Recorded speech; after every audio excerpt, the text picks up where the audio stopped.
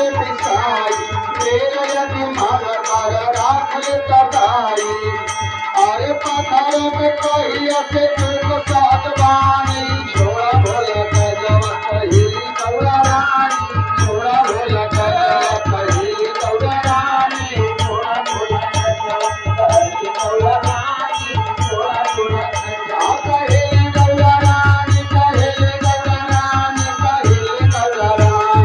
छोड़ा भोला कजवा कहिली कौड़ा रानी छोड़ा भोला कजवा कहिली कौड़ा रानी छोड़ा भोला कजवा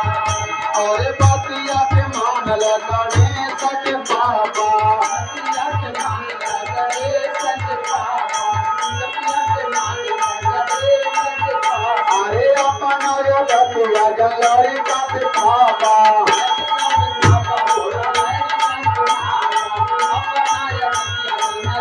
अरे बतिया के मानल गणेश के